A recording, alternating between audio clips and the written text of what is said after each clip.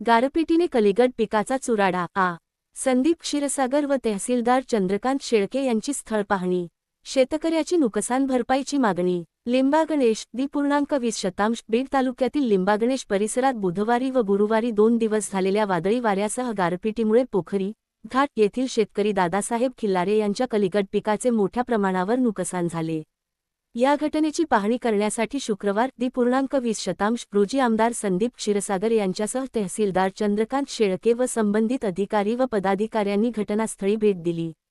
यावेळी राजेंद्र मस्केट जिल्हाध्यक्ष राष्ट्रवादी काँग्रेस पार्टी तहसीलदार चंद्रकांत शेळके, मंडळ अधिकारी पंडित नाईकवाडे, तलाठी प्रमोद कोळपकर, तलाठी गणपत पोतदार, कृषी सहाय्यक रामेश्वर पेजगुडे, महसूल सेवक ललित काकडे तसेच सरपंच बिभीषण मुळीक उपस्थित होते। त्यांनी नुकसानग्रस्त कलिंगड पिकाची पाहणी करून शेतकऱ्यांशी संवाद साधला।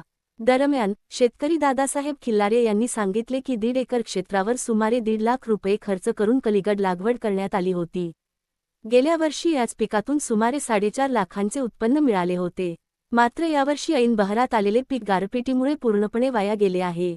या पार्श्वभूमीवर महसूल प्रशासनाने वस्तुनिष्ठ पंचनामे करून तातडीने नुकसान भरपाई द्यावी अशी मागणी त्यांनी केली आहे।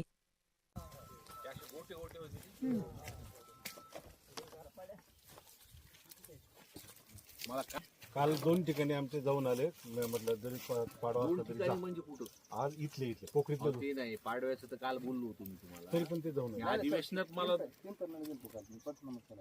हे साहेबांनी दुसरी पूर्ण एक सांगितलं, मला वाटतं ऐका आपल्यावर हे किती जो माल लागला तो गळून पडला लगेच।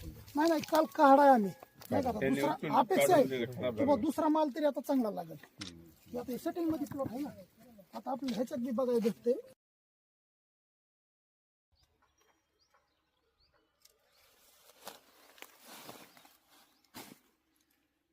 सगळ्यात लोळ आहे ना।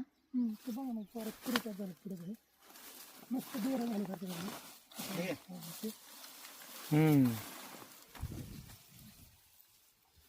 मका काय असता दुसरं पीक नाही। लोळी जाता नाही येत काही आता काय येणार, खालून सडणार आहे, खालून सडते लगेच। सडतंय इतकं उन्हाळ्यात कष्टाने पाणी